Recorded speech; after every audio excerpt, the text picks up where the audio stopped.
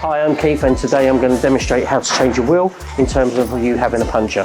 The tyres are an essential part of your vehicle from getting you from point A to B. They absorb shocks and vibrations, but it's also important to regularly get your tyres checked through the tread depths and also maintain tyre pressures every week. Depending on the make and model of the vehicle you have, the spare wheel will normally be located here, but please refer to your owner's manual on locations.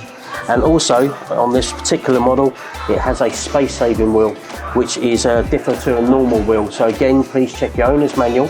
After locating your spare wheel on the vehicle, it is important to stay safe as well when changing the wheels over. So at this point, you should always buy a high-vis jacket, and also you have a warning triangle. You should place it behind the vehicle to alert other road users. Looking great, my friend. You're doing great yourself, my friend. And now we'll move on to the equipment you will need to change your spare wheel. You will need a fully inflated spare wheel, the correct locking wheel nut, a car jack to elevate the car, and lastly, a wheel brace. So the first thing we're going to do is loosen the wheel bolts using the wheel brace. So locate properly and loosen off anti-clockwise. Do that to all four. But you have a locking wheel bolt, so the main essential in the locking wheel bolt is to locate it. So you just turn this around and it should have a locating lug. And again, using the wheel brace, loosen off. Now that your wheel bolts are loosened, we're going to jack the vehicle up using the jack that's provided by the car. Always read your owner's manual on where the location of the jacking blocks are underneath the vehicle.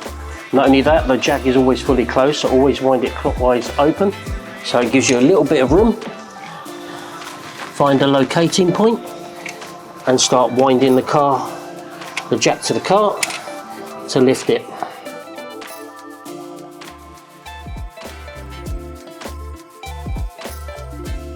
Now take the bolts off the wheel and carefully remove the wheel and place it out of the way of the vehicle.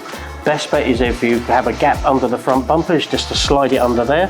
Now grab your spare wheel and align the holes like this, and grabbing the wheel bolts initially removed, you're going to put them back on the vehicle and make sure you rotate them clockwise, as you want to lock them into place using your hand to secure them into place.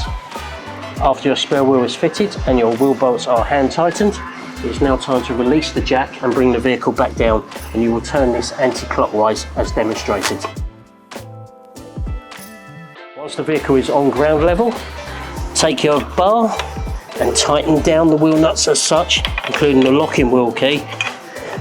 Once the wheel is changed, grab all your equipment and place it back into the location of the vehicle using your owner's handbook, remember, and also the wheel back into its wheel location as well. And this is how you successfully change your wheel. For more tips and tricks, follow Big Wants Your Car.